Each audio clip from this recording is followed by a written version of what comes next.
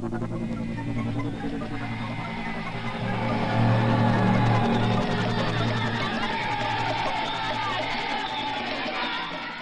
zombie vient à l'origine d'Afrique. Il fait partie au départ d'un culte, puisqu'on ne peut pas parler de religion à proprement dit, qui s'appelle le vaudou. C'est un mythe qui a été créé par des esclaves. Haïti a été la première nation noire indépendante. À partir de 1804, il y a eu une révolte des esclaves qui a mené à l'indépendance du pays. Mais de 1804 à 1915, en fait, les régimes se succèdent de manière assez chaotique. Il y a des périodes d'anarchie. À partir de 1915, c'est occupé par les Marines américains qui prennent en charge l'administration, alors qu'ils font œuvre de post-colonialisme, et c'est vécu comme ça par les Haïtiens.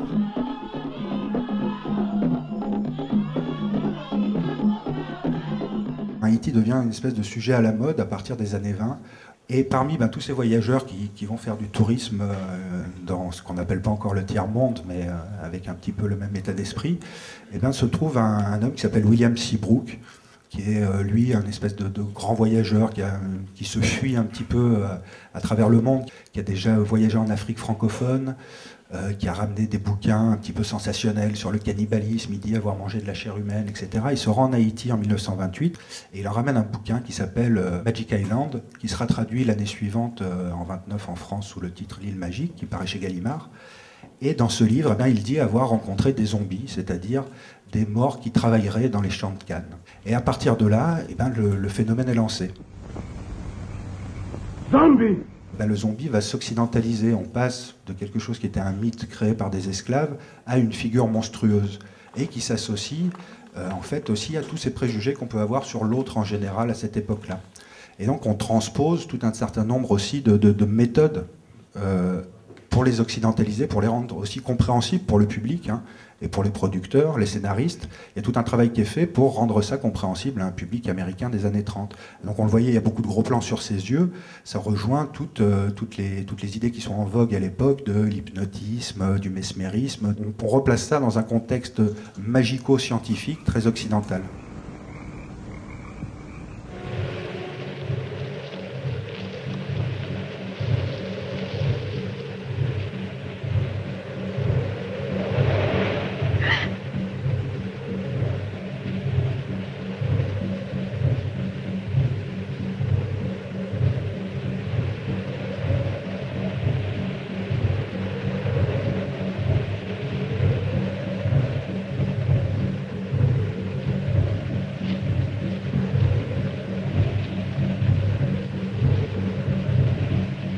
À partir des années 30 dans la culture américaine, sur les années 40 et 50, il va y avoir une évolution. C'est-à-dire que le zombie va sortir du champ de l'esclave et de la magie et du sorcier et va devenir en fait l'esclave du savant.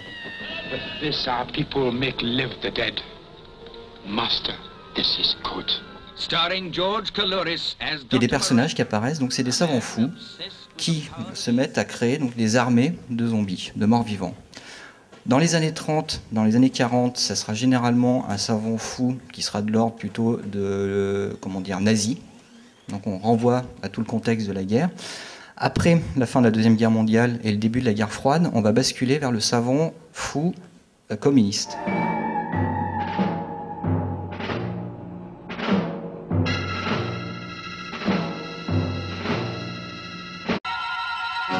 On arrive au film de Romero, qui généralement est considéré comme le premier film de zombies, du moins une nouvelle étape.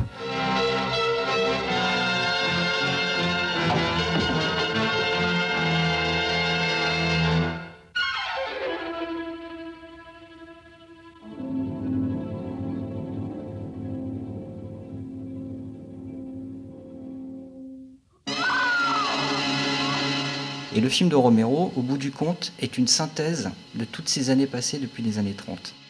Romero a vu ces films-là, a vu cette culture-là, et il a pris des éléments. Et ce qui est le plus intéressant, c'est que La Nuit des Morts Vivants a un référent culturel qui est un livre qui s'appelle « Je suis une légende » de Richard Matheson, sorti dans les années 50. Et l'histoire, c'est tout simplement une épidémie vampirique qui a tué une partie de la population. Les survivants sont devenus des vampires et on suit l'histoire d'un personnage. Alors vous avez vu récemment la version avec Will Smith, mais c'est plus intéressant de remonter au roman. Et ce qui est intéressant avec le film de Romero, c'est qu'on s'inscrit aussi dans la contre-culture américaine des années 60. Et qu'à partir de ce moment-là, le zombie devient le sujet de toute la question sur la civilisation. La civilisation est mortelle, la civilisation peut disparaître du jour au lendemain. Jusqu'à Romero, le zombie est sous contrôle. C'est un savant fou, c'est une organisation, c'est ce que vous voulez. À partir du film de Romero, il n'y a plus de contrôle.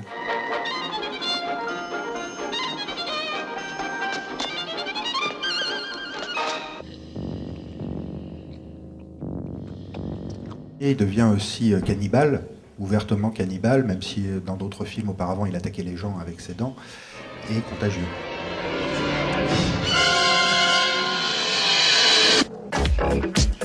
Le zombie se projette vers un public de plus en plus large par la musique, et le clip de Michael Jackson, et par la comédie qui le rend plus accessible. C'est-à-dire qu'en désactivant le côté horrible, on rend ça plus supportable, même pour des gens un peu plus sensibles.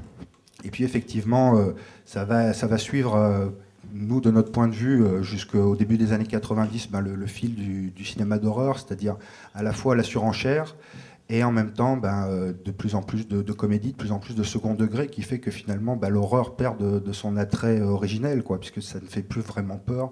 On s'habitue au dégoût, et puis finalement, on n'y trouve plus exactement ce qu'on cherchait, et ça se concrétise pour nous et pour pas mal d'analystes dans Brain Dead de Life de Peter Jackson, qui est vraiment l'espèce de summum à la fois du gore et de la comédie horrifique.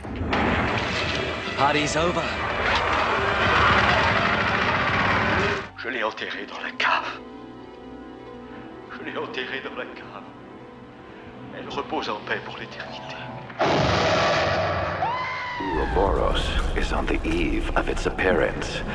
6 billion cries of agony. Le jeu vidéo va relancer le zombie avec Resident Evil, qui est un gros carton en 95 ou 96,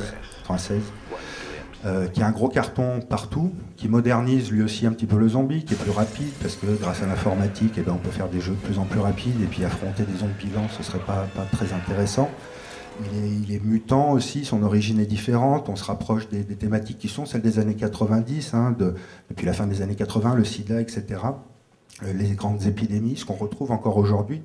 Et puis on se dirige petit à petit vers les années 2000 et la figure de l'infecté, qui est plus réellement un mort-vivant qui est sorti de terre.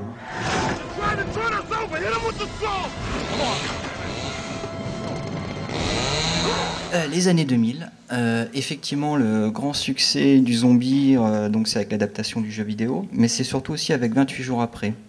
Et ce qui est intéressant, c'est que 28 jours après n'est pas un film de zombies, c'est un film d'infectés.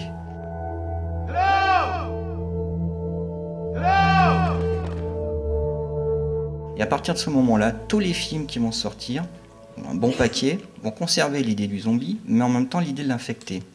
Et vu le contexte des années 2000, c'est-à-dire développement des pandémies, grippe aviaire, vache folle, tout ce processus-là fait qu'il y a une production cinématographique qui reflète cette idée que l'infecté amène à la fin de la civilisation. Donc vous avez tout un ensemble de films. Ce qui est intéressant, c'est que ces films-là, pour l'essentiel américains, vont générer plusieurs centaines de millions de chiffres d'affaires et de bénéfices. Ce qui signifie que c'est la première fois dans l'histoire du zombie depuis les années 30 où ça devient vraiment une figure qui a un potentiel économique. Et regardez, Kenny est pas mort. T'as oublié de te déguiser, Kenny? Comment ça se fait, ta famille a pas les moyens de te payer un costume? Ouais, pourquoi ta famille est si pauvre, Kenny? Il n'y a aucun support culturel au jour d'aujourd'hui qui échappe à l'image du zombie. Bande dessinée, littérature, publicité. Twix, c'est vraiment bien. Donc soit vous pouvez rester sur l'idée que le zombie c'est fun, c'est marrant, c'est des monstres, on fait des parades, mais en même temps derrière cette image-là, vous avez toute une réflexion sur cette crainte de la destruction de la civilisation. Aux États-Unis, en 2008, il y avait une étude qui avait été faite, plus de 40% des Américains estiment que Jésus va revenir d'ici peu de temps, d'ici une cinquantaine d'années, ce qui signifie donc, de leur vivant, ce qui signifie donc qu'on n'a pas besoin de chercher des solutions à tous les problèmes écologiques qui sont en train de se poser, parce que si vous lisez la Bible, le retour de Jésus, il y aura tout un ensemble de catastrophes naturelles qui vont l'annoncer. Donc du coup, il n'y a pas besoin de trouver de solution, on va vers la fin du monde.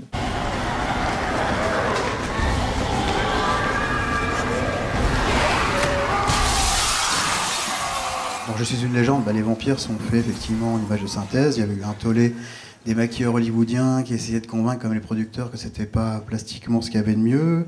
Ce à quoi le producteur a répondu, le film a rapporté un demi-milliard dans le monde, donc c'était fait. Oui, de toute façon, à terme, le cinéma va vraiment évoluer vers du tout numérique, donc donc il y aura des comédiens, il y aura des maquillages. Moi, je voulais juste soulever par rapport aux années 80, dans la représentation au niveau effets spéciaux du zombie, on a beaucoup eu des maquillages assez sommaires, comme dans La Nuit des Morts Vivants. Alors, je connais pas bien White Zombie, le film d'origine. J'ai vu quelques images. Et on est passé dans les années 80 à un autre visuel développé par Bill Stout sur Le Retour des Morts Vivants, où là, on avait vraiment des cadavres qui parlaient, beaucoup de prothèses, des masques, des marionnettes, etc. Who's there?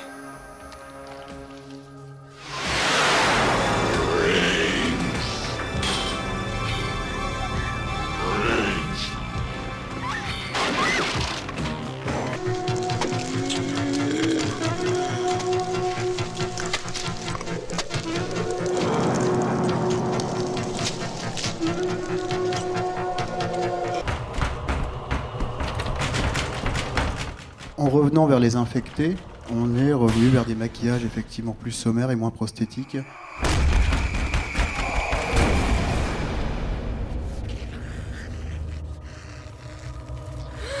La notion de rapidité tue l'idée même de scénario. C'est-à-dire qu'on n'écrit plus des films. Les films américains blockbusters ne sont plus écrits. On rassemble des scènes pour avoir 2-3 bouts d'explication et après on laisse passer l'action. Ce qui est intéressant dans le comics, vis-à-vis de cette question du jeu vidéo, c'est qu'on met en place un feuilleton. Walking Dead, ils en sont à pratiquement 60 numéros, c'est des numéros mensuels. Aux États-Unis, le scénariste a expliqué, tant que les lecteurs vont me suivre, je continuerai à écrire. Si ça se trouve, dans 10 ans, il y aura 200 numéros. Et ce qui est intéressant dans Walking Dead, c'est vraiment le travail sur le groupe humain. Et le problème des films aujourd'hui blockbusters de zombies américains, c'est bien cette question qu'on revient à la comédie. Donc on revient dans le cercle vicieux des années 80. Par contre, ce qui est intéressant restera tous ces films d'infectés au moment où on travaille sur l'individu, le survivant.